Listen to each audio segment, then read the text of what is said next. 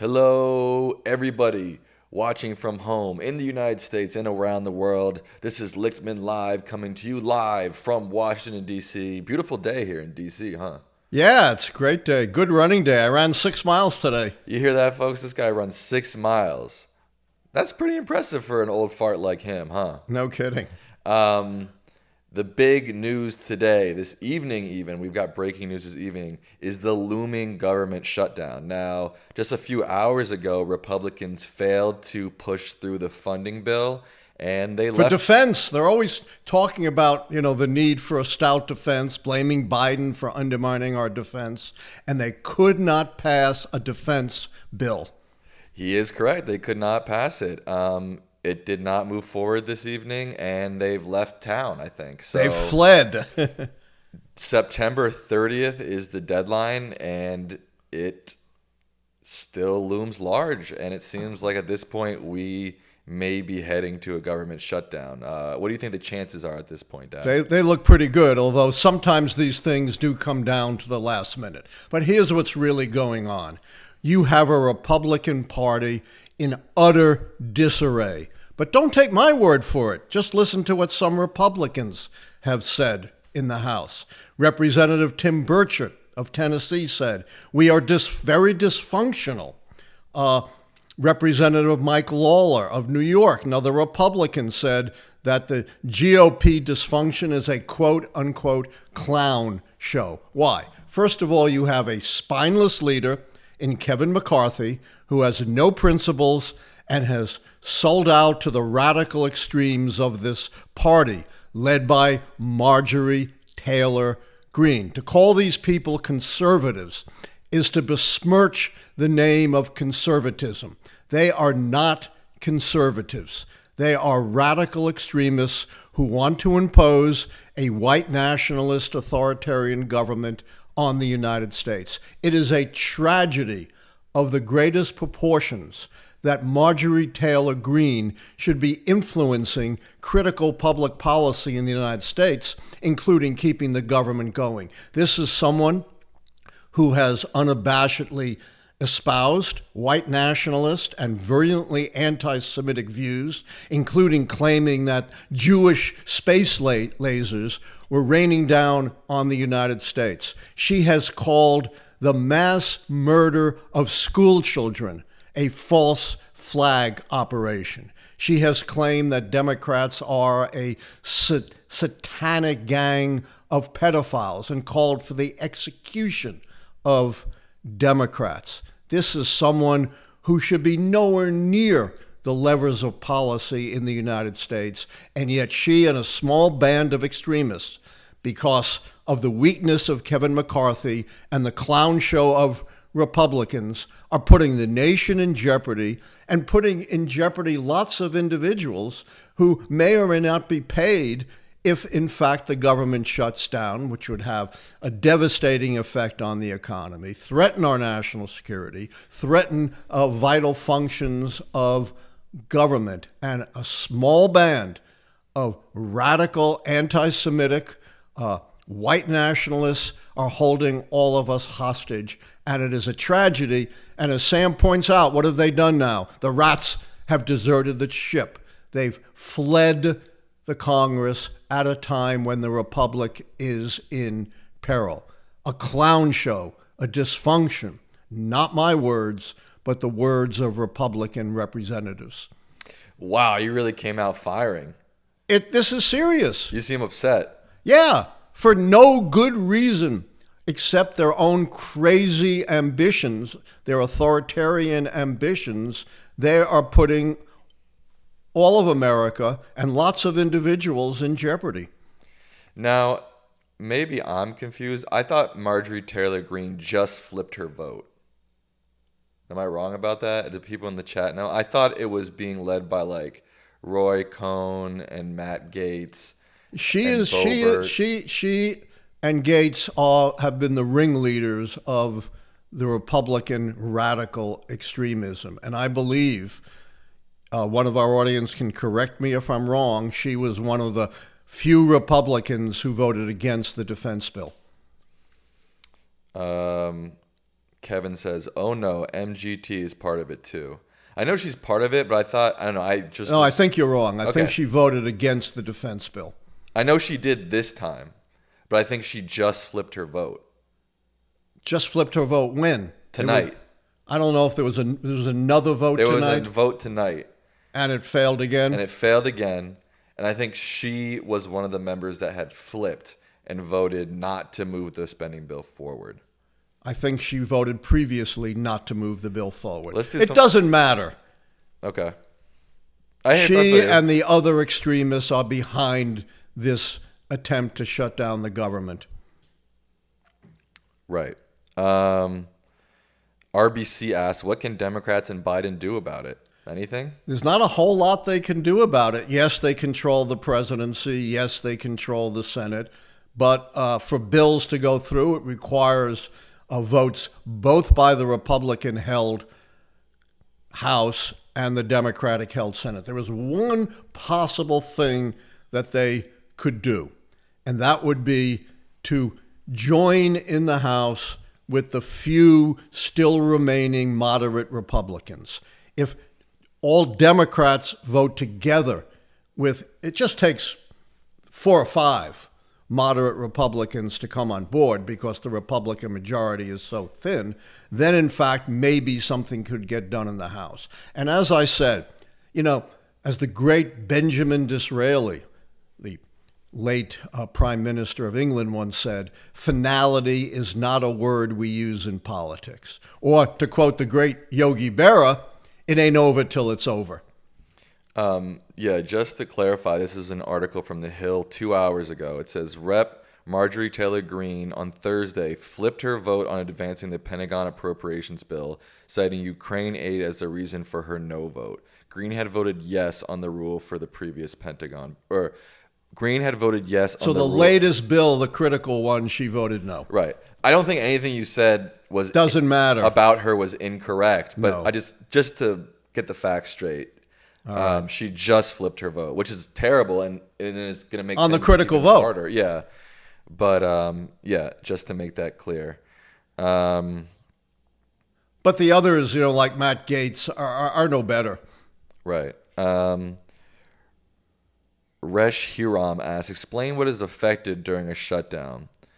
Also, what is open during a government shutdown? Well, the vital functions of government would still be open. For example, the military or the FEMA, the Federal Emergency Management Agency, but all so-called quote-unquote non-essential employees would not be working and those agencies would not be functioning. Yes. If you're traveling, someone asks if they're traveling, you can still travel during a government You can still shutdown. travel.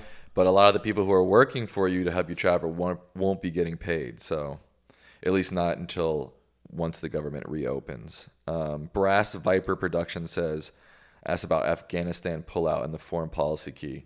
We've talked about that a lot, Viper Production, so go ahead and check out our other videos. We've talked about that at least half a dozen times. Captain M90 says, with a super chat, thank you so much. That helps the stream keep going.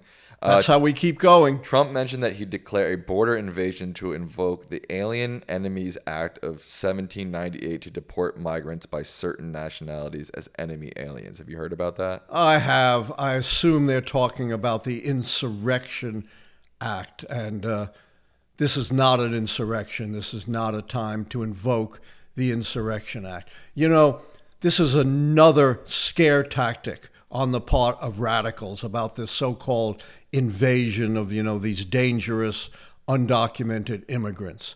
There is an extensive study, not by some liberal outfit, but by the Cato Institute, a libertarian group, which shows that undocumented immigrants commit crimes at far lower rates than native-born Americans. Ron DeSantis, another one of these radicals warned, that migrants coming across the border are likely to commit a terrorist attack. Well, most terrorist attacks since 9/11 have been committed by right-wing extremists, none of them by migrants coming across the southern border. This is, an immigrant threat narrative that's been fabricated to scare the American people. I totally agree. But don't you also think that there are some issues happening with immigration right now? Yeah, here's the problem with immigration. Way back during the Bush administration, Democrats and Republicans agreed on comprehensive immigration reform, which is the only answer, which included border security, which included a great increase in judges and the system for processing asylum seekers, and a path to citizenship. And that was scuttled again by the extremists. And we haven't had what we need, comprehensive immigration reform, not a lot of scare tactics and calling, for invoking the Insurrection Act. No, I totally agree. And, this brown scare tactic of trying to make Americans scared of brown people crossing the border. Yeah, and this is nothing new. No. Wait, hold on. Let me finish. At the time of the Insurrection Act, we also got the Alien Acts designed to control so-called dangerous immigrants. And who are those dangerous immigrants? The French and the French Canadians, the Catholics. Then it was, the Germans and the Italians and the Jews and the Mexicans. There's always been an immigrant threat fabricated narrative throughout the history of the country. Right, but don't you think that, Democrats in New York, for example, have criticized Biden, saying that he hasn't done enough to address immigration. It seems to me often like you've got this far right, like xenophobic, racist scare tactic method, but then from the left, it seems like you don't get much of anything. That's because Congress is deadlocked on immigration reform. There was a blueprint for that, so many years ago. And until you get comprehensive immigration reform, which, as I said, includes border security and a lot of other things that are necessary to protect the homeland, anything else is just a Band-Aid. And actually, I think just today or yesterday, the president did act to send reinforcements to the border. But here's the thing. It's like the drug problem. We have spent trillions of dollars on the war on drugs. And what good has it done? None. And why? Because of infinite demand. As long as people demand drugs, the bad guys are going to find ways of getting the drugs to them. As long as people are suffering in their homelands, they're going to take the greatest risks. They're going to risk their life and limb to try to come to the United States. And, no Band-Aid is going to stop that. Human migration has been part of human history for hundreds Forever. of thousands of years. I don't think it's just going to stop one day. Yeah, you had the migrations into Rome, way back during the Roman Empire. Nothing new. Ryan on Wheels asked an interesting question. They say, Allan, if impeachment becomes a meaningless tit-for-tat partisan weapon, what courses of action do we have to check the power of a president who actually abuses power other than the 14th and 25th Amendment? Well, those are pretty good amendments. And by the way, people have misinterpreted Section 3 of the 14th Amendment, which says, talks about those who have held an oath to defend the Constitution and then risen in insurrection or rebellion against the Constitution. It doesn't say that those people cannot run for office. It says they can't hold office. It's never been used, but the language of Section 3 of the 14th Amendment is pretty clear. And it is a great tragedy if impeachment just becomes a purely political weapon. Yes, Donald Trump was impeached twice because of what he did, not because of his political opponents. In the first impeachment, he pressured a foreign leader, threatened to withhold aid unless that foreign leader launched a politically motivated investigation of his political opponent, Joe Biden, and supported the Russian propaganda line that it was Ukraine, not Russia, that intervened in the 2016 election. And the second impeachment, of course, unfolded as a result of Trump's multiple attempts to undermine our democracy and steal an election and thwart the peaceful transfer of power. This impeachment investigation is based on nothing. Republicans have been looking into Joe Biden for 4 years. He was investigated by Bill Barr, Donald Trump's loyal attorney general, and they found nothing. And so this impeachment investigation, as we say in Yiddish, it's Narishkan. It's nothing. Wow, Narishkan. Narishkan, pretty good. That's cool. I like that. I didn't even know that word. Kane Tyler asks, why are Republicans gaining Hispanic vote even though they're so anti-immigration?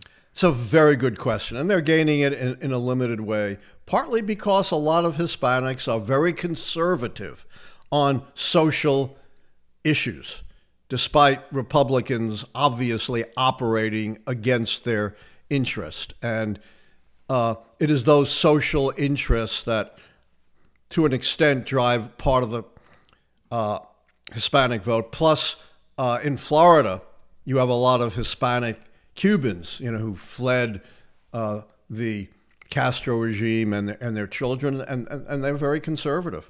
There seems to also just be, maybe it's just like someone like Ramaswamy who, is not Hispanic, but a son of immigrants, and he has an extreme, maybe even more extreme stance than Trump does on immigration. So it seems to be this trend of not just Hispanic Cuban conservatives, but a little bit broader than that. Yeah, I think that's right. And, there is nothing so fervent as an apostate, someone who goes against their background and their traditions to take opposite positions. But if you can see, Ramaswamy is going nowhere even among Republicans. Despite all that attention he got in the first debate, he's still polling basically in the single digits. Do you think there's a sentiment among immigrants in this country that came here legally, or families came here legally? Sure. That they came here the right way, and it's not fair for others to come here the wrong way, right? Absolutely. I think that there is something to that as well, And it's hard to tell. Let me finish. They don't have much. Yeah. You should defer to your elders, by the way. And I am way your elder. Right.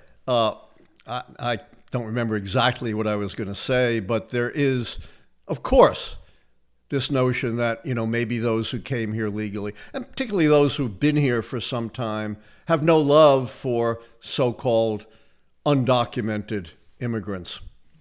I don't like to call it illegal because, the legality is a very tricky issue. Asylum seekers are not necessarily illegals. People here under temporary protected status are not illegals. Correct. It's hard to tell with someone like Ramaswamy if he's reflecting the immigrant community or he's just trying to reflect a far-right stance just to get attention. I think there is obvious. Look, we're a huge country. There are many millions of immigrants. You're going to find every possible view from every group. You find, some African Americans lining up behind Trump. It's a huge country. And no matter what the group, there are going to be deviant views. Yeah, he has some crazy views. Like, I saw him recently saying that, there's a base in the argument in the law that you could throw away birthright citizen immigrants, which is insane because the 14th Amendment is very clear.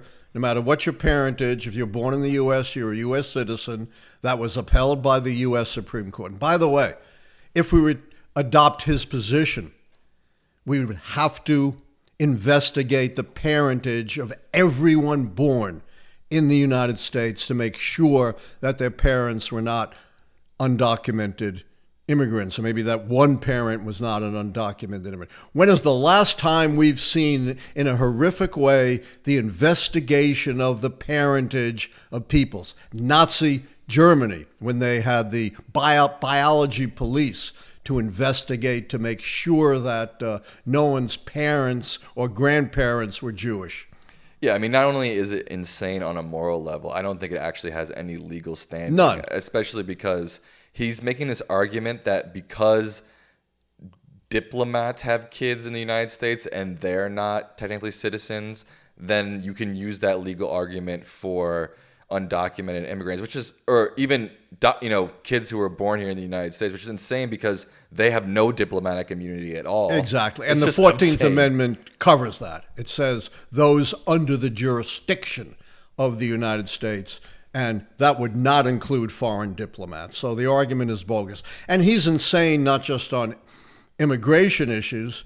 He has also called climate change a hoax and supported policies that are just going to make the horrific effects of catastrophic climate change so much worse. And, maybe 10, 15, 20 years ago, you could say, well, climate change is a prediction, it's a projection. Not anymore. It's here. It's here in the floods, the hurricanes, the droughts, the wildfires, the tornadoes. It is here, and it is devastating. Yeah, he's a Looney Tune. I mean, his whole stance is that fossil fuels have been the backbone for American progress, and we can't abandon that. And I mean, it's like saying, as someone who owned a horse, saying we can't invent cars because horses have been the backbone of the American life it's just he's just insane. Let me quote you something.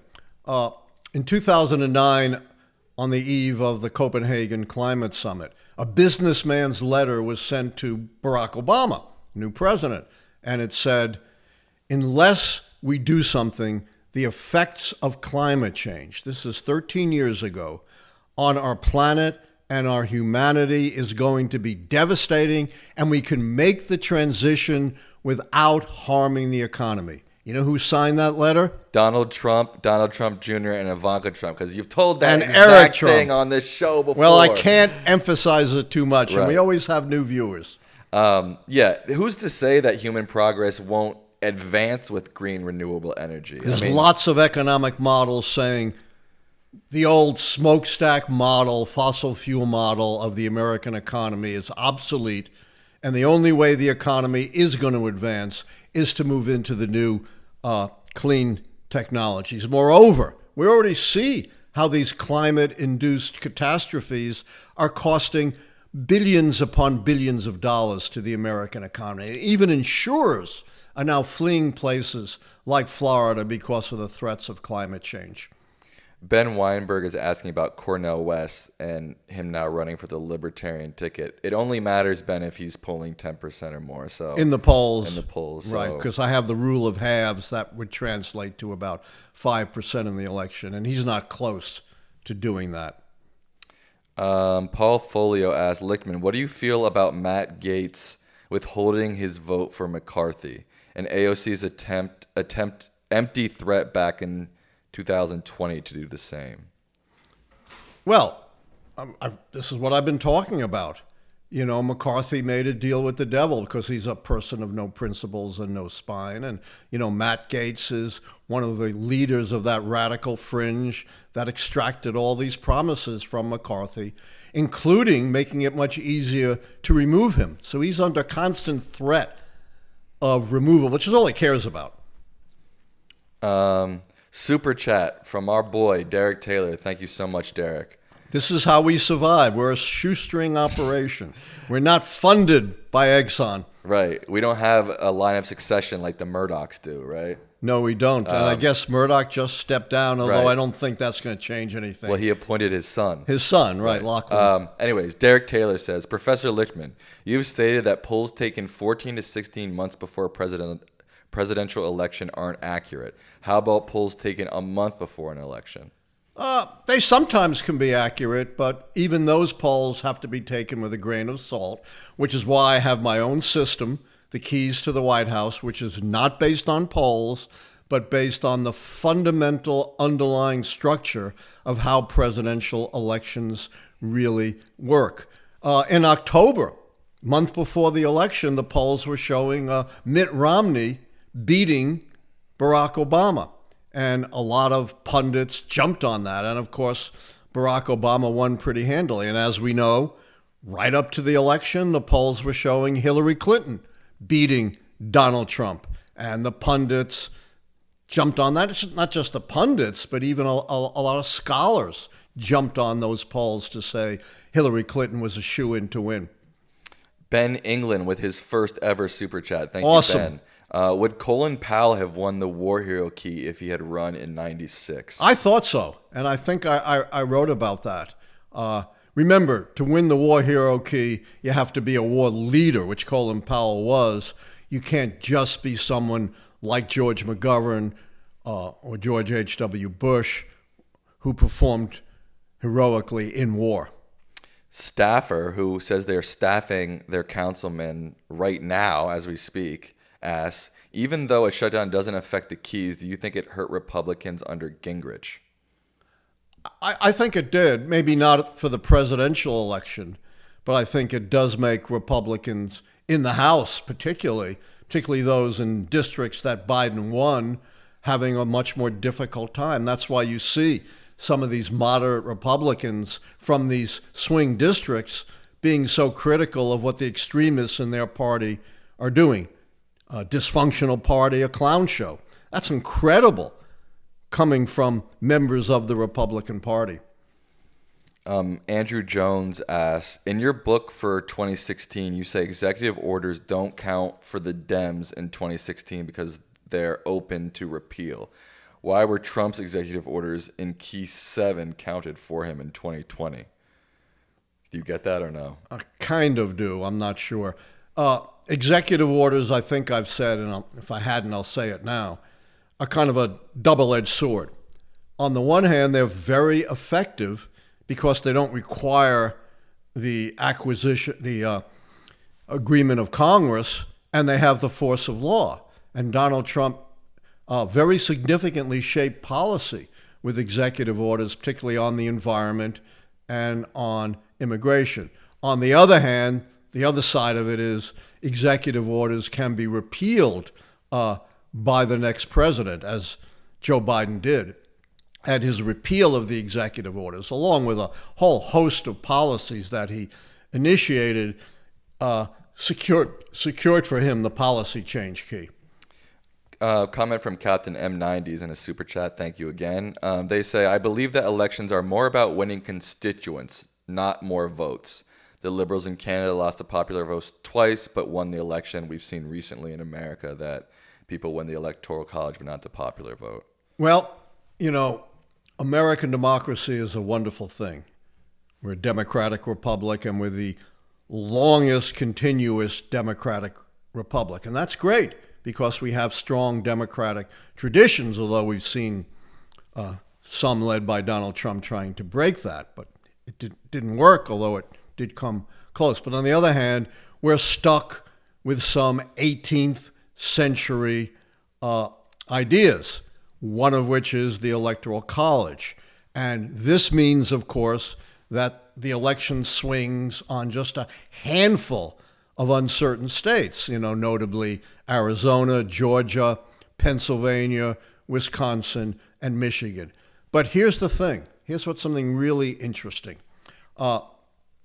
Previously, even though Democrats rack up victories in the popular vote, and with one exception have done so for 30 years, and that was 2004, the Electoral College favored the Republicans. That doesn't seem to be true anymore.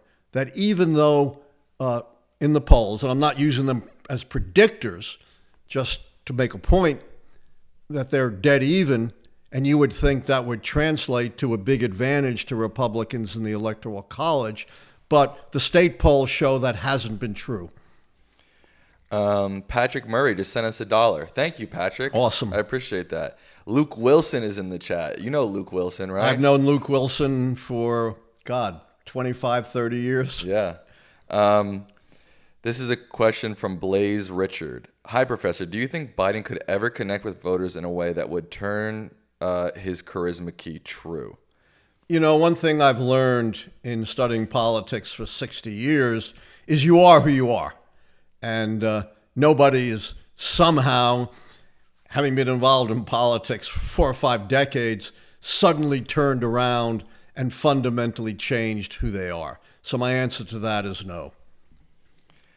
We've got Alexander Bainon from, they say hi from the UK. Hello. All right. We have a worldwide audience. As well we should. Who do you see being the next Democratic president after Biden? That's a tough question. That is a really tough question. Democrats have a history of nominating unpredictable candidates. Jimmy Carter in 1976 came out of nowhere. I was watching a show back then, and I'm old enough to remember all of this, called What's My Line, in which this expert panel would guess who their guests were. And one of their guests was Jimmy Carter, and none of them had any clue who he was. Bill Clinton, another surprise nominee. Barack Obama, another surprise nominee. So at this point, you would say maybe Kamala Harris, the vice president, would be the front runner, but Democrats have a way of surprising you. Now, where I lost it. Najee Rosario has been asking this question a bunch. They really want an answer to this, but it's a very general question, so I don't know how you're going to answer it. But I'm going to ask because you've asked. But you're so not many the times. expert. I'm not the expert. You're just a pretty face. Do you think Biden's first term is just like George W. Bush's first term? No, I don't. George W. Bush's first term was really floundering until 9/11, and 9/11 and international terrorism and starting two wars became the focus of W. Bush's first term. The Biden first term has been much more focused on domestic issues, 5 or 6 major domestic bills passed, and to the extent it's been focused on foreign affairs, which, the world has a way of gripping you. It's not a matter of sending American troops abroad, but a matter of blunting Russian aggression in Ukraine. And it really was Biden and nobody else who brought together this extraordinary coalition of the West that has helped Ukraine with its surprising resistance to the mighty Russian forces. Ben England with the super chat. Thank you, Ben. What dictates how early you can make a call? How were you able to call 2012 and 2010, but 2016 and 2020 had to wait until the late summer? Right. It's an excellent question. And the answer is you never know when the keys are going to fall in place. Sometimes they fall in place early, particularly when you have an incumbent president, but not always, like this time.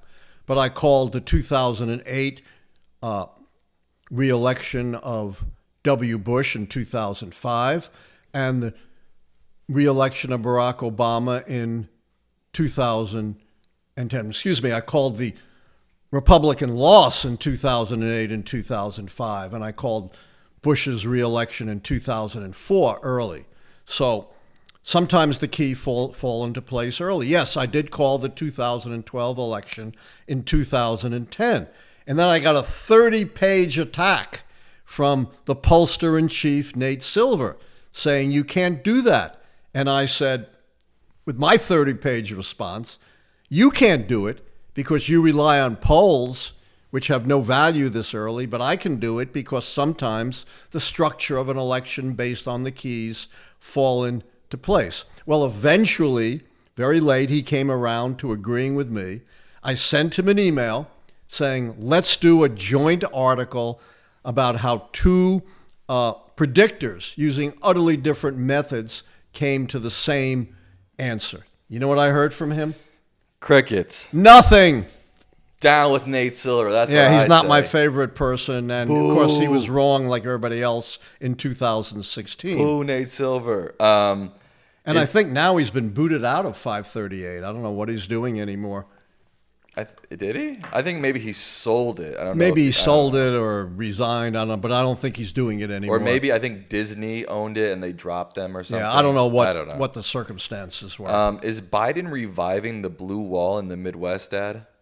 Too early to tell. As I said, early polls aren't predictive. But I do think we're seeing a very, very important change in the relationship between the popular vote and the Electoral College. Before this, the conventional wisdom was Democrats have to pile up big victories in the popular vote to win the swing states.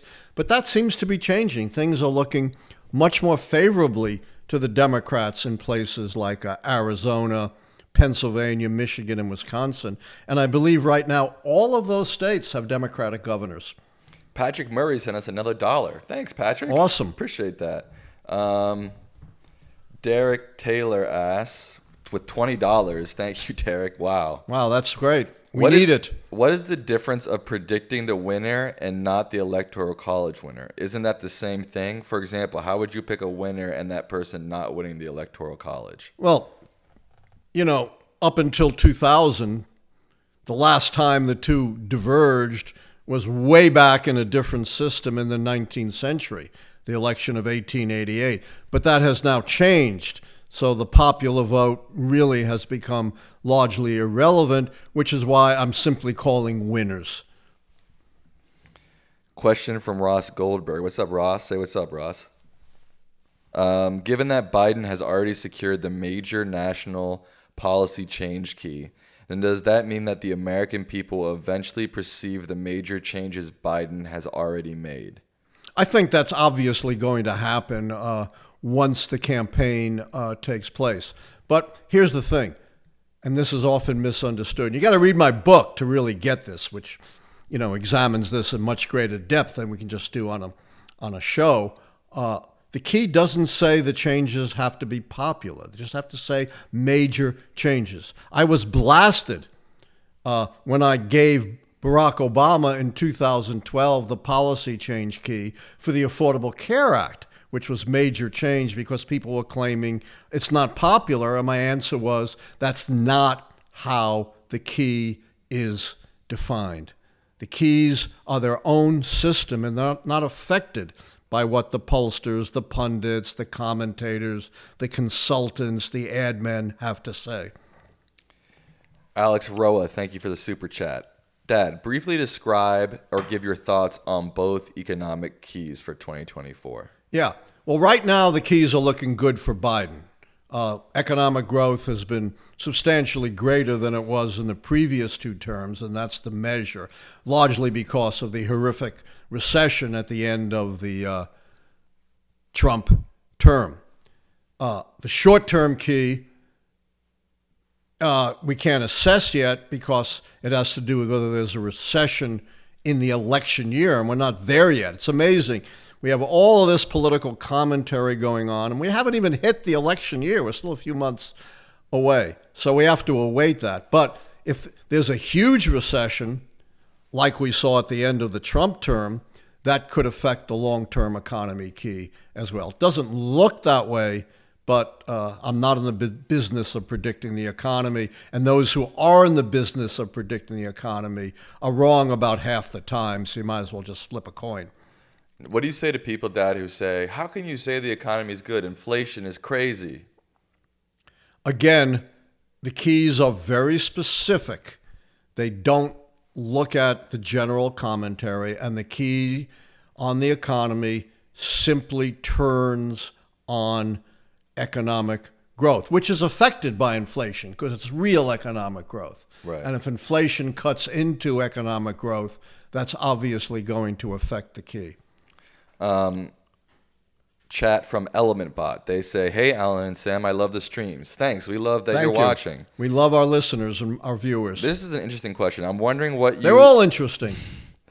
I'm wondering what would there have to be done for there to be a decent multi-party system in the USA? Since right now, if a third party is started, it's usually just a spoiler.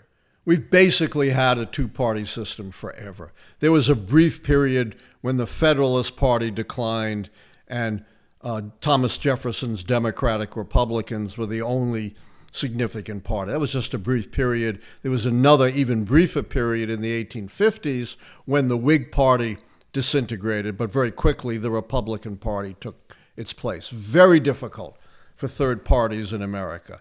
First of all, we don't have proportional representation.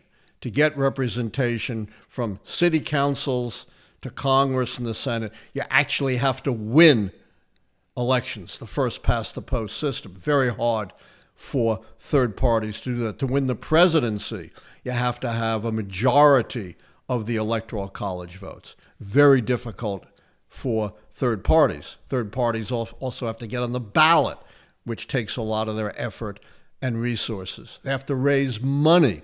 Very difficult for third parties to raise money because the major parties have a monopoly over it. That doesn't mean the third parties haven't been influential. They've been influential in introducing ideas like Social Security on the left or privatization on the right, but I don't see America becoming a multi-party system like Italy, for example. There's a lot of people, though, I hear that try to think of multi-party system as a solution to a lot of Americans' political problems. Do you think that's possible? No. Yes and no. I mean, we don't know because it's never been tried. But multi-party systems have advantages and disadvantages. The advantage is you have lots of different ideas and leaders. The disadvantage is it's very hard to govern, to bring together. Look what's going on in Israel. I don't know how many elections they've had in recent years because it's so hard on their multi-party system to actually govern the country. So I'm not at all sure that multi-parties is the answer. You know what I've been thinking a little bit about? You know what the answer might be? No political party. No political party. No, but seriously, like things like ranked choice voting seem to be pretty effective. I like the idea of ranked choice voting because it does allow minorities to get elected. But by the way, the political parties won't tell you this. But you know what the Constitution says about political parties? No. Nothing. That's They're what I'm not saying. rooted in the Constitution. They simply arise out of practice. So there is nothing constitutional about political parties whatsoever, but they are deeply, deeply entrenched and have been since the founding of the Republic. That's what I'm saying. Let's just get rid of them. They seem to do good more. luck. I don't know how you do that. They seem to do more damage than good. And again, like the multi-party systems don't seem to really. No, it's got severe problems. drawbacks, and it also allows for extremes. Although we're seeing, unfortunately, within the Republican Party today, this Matt Gaetz, Marjorie Taylor Greene, Lauren Boebert, extremes within the party, who because the party in the House has such a thin margin, can wreak tremendous damage. Derek Taylor with another super chat. Man, awesome. we love you, Derek. Now, this question might be something you might want to skip. I just want to ask it because I haven't skipped one yet, have I? It is a super chat, but you've talked about this before and et cetera, et cetera. But I'm just going to throw it out to you. Is that okay? Go ahead. Using your pick-only winner rule, would you still pick Al Gore to win 2000 or Bush? What would you do if something like 2000 happened again? We've answered that in great depth. Al Gore should have won 2000 based on the actual views of the voters in Florida. But because of the tossing out of ballots cast by African Americans, the wrong person won Florida and the wrong person was elected. Look at my report for the United States Commission on Civil Rights, which is still on their website, or my article in the Journal of Legal Studies in 2003. Augusto Cesar asks, do you think I may find one of your books in Portuguese? Not that I know of. Not that but I know encourage it. Maybe you can get someone to translate it. What do you know about, this is from HIT, what do you know about mixed member proportional and single transferable voting? Do you know anything about that? I do. It's a variant of ranked choice voting where you keep voting and people get their second and third choices moved up until someone gets a majority. Do you like one or the other better, or do you like it better? Like, what are your thoughts? I haven't done the analysis. No big analysis. Okay. We need much more experimentation. But some of these alternative methods of voting are catching on occasionally in local areas. Right. Mike D. Nicola asked, do you think that a government shutdown concurrent at the same time as the UAW strike is likely to trigger a recession and flip the short-term economy key? Well, as I said, I don't predict the economy, but the combination of the strike and a government shutdown would certainly be very bad for the economy. Maybe Republicans want that. Maybe they want a big recession on Biden's watch. I'm not predicting it would lead to a recession because I don't predict the economy, and no one accurately predicts the economy, but certainly that 1-2 punch would not be good for the economy. No, not good at all. Let's see here. Oh, Mike D'Souza Cruz says they'll translate your books into Portuguese for you. That would be awesome. There you go. You know anything about Twitter files, Dad? No. No. Okay. Sorry, Paul. Nothing about Twitter files. Andrew Jones. You might know something about it. Yeah, I know quite a bit about it actually, but it seems to me like all that Twitter file showed is that both political parties are trying to influence what goes on Twitter and what Imagine doesn't. that, as they have been trying to influence various kinds of media since the 18th century. Those days Yes. it was newspapers, then it was radio, then it was television. Now it's online. RBC asks, at what point do you think you'll make a decision on the economic and foreign policy key? Well, I can't make a decision on the economic key until the election year. And I can't make a decision on the foreign policy key until something clarifies a little bit more in Ukraine. And it may be a very difficult call because the situation in Ukraine could still be unsettled, 6 to 8 months from now. Yeah, I think right before you went on, Biden announced he was going to give another like $300 million to Ukraine. So Yeah, I mean, there's a problem with Poland, though. At the moment, they've paused their aid because of disputes over grain shipments, and that's too bad. Look, make no mistake about it. There's only one villain in Ukraine, and that's Russia, which launched a brutal genocidal attack, unprovoked, on Ukraine as part of this murderous dictator Vladimir Putin's imperial dreams. And I'm asking this not because I believe this, but just because I think it's good to have a robust debate. And often I ask you the other side of the spectrum just to hear your thoughts. So I don't believe this, but do you think there's any validity to the more right-wing perspective saying that we shouldn't, America first, we shouldn't be giving our money to a foreign country like Ukraine? We saw this back in 1940. When the original America First movement saying, we shouldn't aid Britain, we shouldn't help the Allies resisting Nazi Germany, it's not our business, doesn't affect us. Oh, imagine if Hitler had conquered Europe. And he was close and may have done so without American Lend-Lease aid to Britain and then to Russia. And the United States would be isolated in this incredibly murderous, brutal dictatorial regime. And don't think for a moment that democracy wouldn't be fundamentally threatened, whether or not Hitler then chose, which he may well have, to invade the United States. Alex Shim, thank you for the super chat. They say, will there be a Kindle version of your 2024 book? Yes, my books always go on Kindle. Always on Kindle, guys. Yes, you can get it on Amazon Kindle. Barry Smith asks, why is the scandal key your favorite key?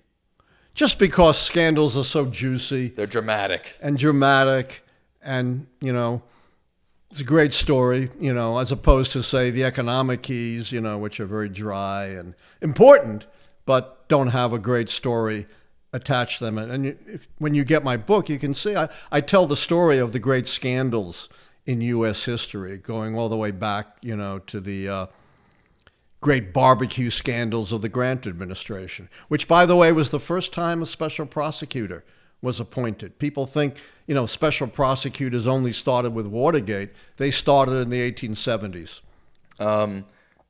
Why did Grover Cleveland lose in 1888 if he had the keys on his side? Is that true? He lost in the Electoral College, but won the popular vote. That was the last time that happened. It was a very different system. In those days, you had what was called the solidly Democratic South. There was no Republican Party. It had been wiped out by the white supremacists who took over the Southern governments after Reconstruction. And and they were all Democrats. Back in those days, it was the Republicans who were the party of minority rights and the Democrats who were the party of white supremacy. That's changed, but I'm talking about a different system. So Cleveland was able to pile up huge majorities in the southern states and very narrowly won the popular vote and narrowly lost the Electoral College. I got my first ever question, Dad, directed towards me. Wow. They say, "Hey Sam, since you're a media guy, do you see any potential benefits for Twitter being rebranded as X, or do you think it's a complete waste?" We've already seen Twitter lose about half of its value from 40 million to 20. No, it must be bigger. 40 I billion. think he lost 20 billion. Yeah, from 40 billion to 20 billion. Of course, I guess it can't when you're be worth 40 billion. 300 billion, it doesn't matter. Right, but, a billion here, a billion there. Eventually, it adds up to real money. I don't know why I thought it was million. It couldn't be million. It's billion. Yeah. So we've already seen a dramatic dip in the value, a dramatic dip in user engagement, in advertising. So, yeah, it's not looking good for Twitter. I think the whole idea of X versus Twitter makes little to no difference other than the fact that Twitter is a household name and X isn't. And X is meaningless. it's probably just going to make it even more worthless. The only time it had any meaning was, in the Harrison Ford movies, Indiana Jones, where X marks the spot. Well, X doesn't mark the spot for Twitter. Couple more questions. All right. Derek Taylor wants to know, do you have a schedule online for your upcoming interviews? It would be nice to know when you are on certain shows or programs. Maybe Sam can deal with this. I can't. No, he doesn't. He usually gets a media interview without much notice. Yeah, it usually comes with no notice, quite frankly. But if there's something in advance, like the next time I go on Bill Maher or something like that, Sam can put it out. Yeah, something big like that. But most of the time I get media calls the day of or the day before. Yes. And the media will greatly escalate the closer we get to the election. Right. The Anonymous Bear wants to know, have any other presidents noted or acknowledged your predictions other than Trump? This might be a good time to tell your Clinton story. Yes. So, after the invasion of Iraq that threw Saddam Hussein out of Kuwait, and by the way, it was Colin Powell and Dick Cheney, later, of course, Bush's vice president that launched the Iraqi war, that said, don't go to Baghdad. Get him out of Kuwait, but don't take Iraq, because then you'll inherit all of the problems of Iraq, all of these sectarian problems. And they didn't do that. But Bush's approval rating hit the highest of any president in history, close to 90%. And every Democrat worth their salt were tumbling over every other Democrat not to face H.W. Bush, Al Gore, Dick Gephardt, Jesse Jackson, Mario Cuomo. But I came out with my first book on the keys right at that same time, and I wrote, based on the keys, forget the polls and the pundits, Bush is a Carter, not a Reagan, a one-term president. Of course, none of the big shots listened. But I get this call from a woman, and she says, Professor Lichtman, this is Kay Goss calling from Little Rock, Arkansas. Special assistant to Governor Bill Clinton down here.